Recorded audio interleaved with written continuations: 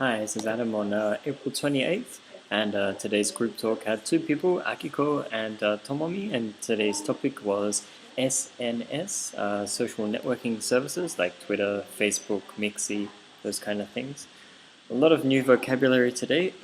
First one, equivalent. The equivalent of McDonald's in Japan is Mossburger, so something where there are two similar uh, entities in two situations. Number two, slender. This is another word for slim or skinny. So those clothes suit you because you are so slender, you might say. Stash is a hidden treasure.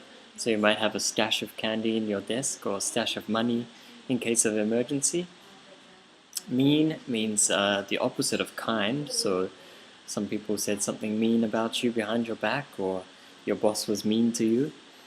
Traumatized was when you had some trauma affect you and it's long lasting.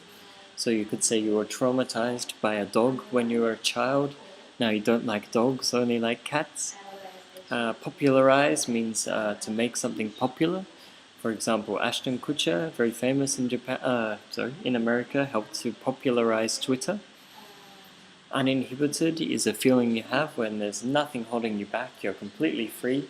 So for example, when you drink a lot, you might feel uninhibited. Anonymous means you can't be identified, so you might say an anonymous person left a comment on your blog, you don't know who they are. Two things people had difficulty with today. So there's a word in so a person who is not your friend but is not a stranger. In between, what do we call that sort of person? I think I'd go with a person I know. So I went there with a person I know, or I bumped into a person I know. It's a good way to say that in English.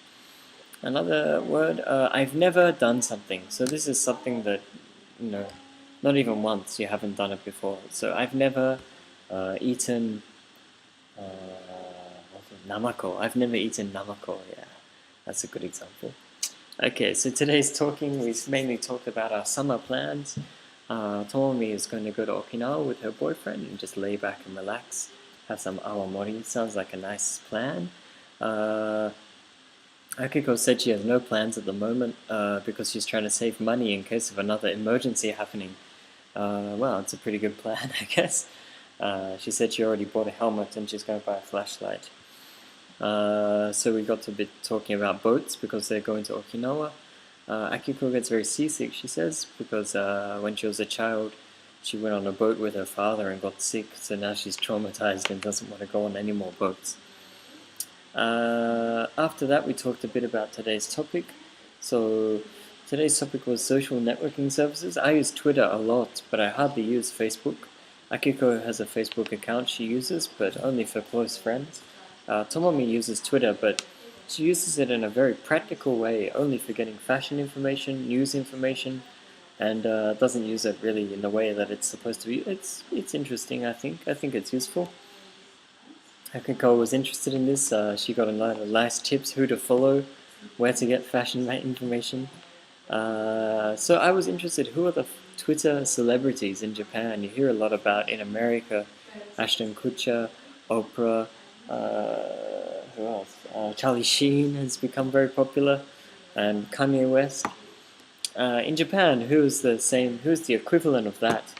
The closest they could give me was Horiemon, who, from what I can gather, did some kind of internet technology company and is now in trouble for fraud and is going to jail, but apparently he has a massive Twitter following in Japan.